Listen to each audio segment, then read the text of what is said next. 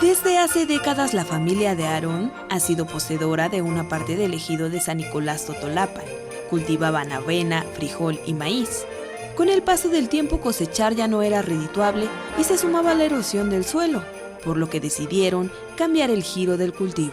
Y decidimos cambiarla al cultivo, que sea más redituable y que conserve el terreno.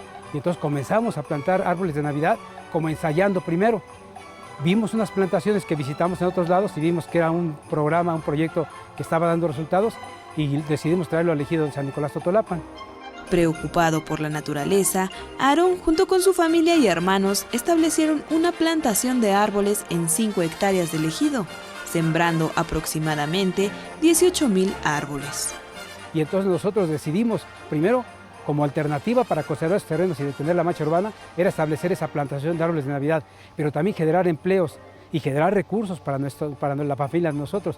Nosotros ahorita empezamos primero con 4 o 5 personas y ahorita ya somos 3 familias. Aarón busca conservar el medio ambiente y los recursos naturales, regresarle un poquito a la naturaleza todo lo que nos ha dado.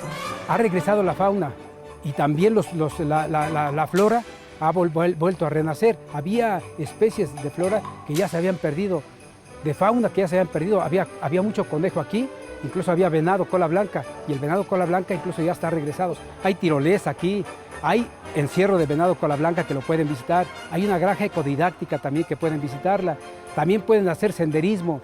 También aquí les damos pláticas ecodidácticas de cuidado del medio ambiente. No, parece mentira, pero hay gente que está muy cerquita de aquí. Estamos a 30 minutos de la Ciudad de México, pero hay gente que ni conoce este sitio y cuando lo conoce se muestra sorprendido, ¿no?, de lo que encuentra aquí y de los beneficios que logra al venir a un lugar como estos. A sus 60 años, Aarón disfruta asistir a la plantación como el primer día. Le hace revivir momentos de alegría como cuando iba con su padre y abuelos. Híjole, pues es un día de vacaciones, es un día de esparcimiento, un día de diversión y de relajación aquí en la plantación. Es venir a podarlos, es venir a abonarlos, es venir a revisar que que tengan alguna plaga, alguna enfermedad, pero realmente es un trabajo dignificante, un trabajo que relaja, un trabajo que ayuda. Con imágenes de Liber Rodríguez, Iraíz Morquecho, 21 Noticias.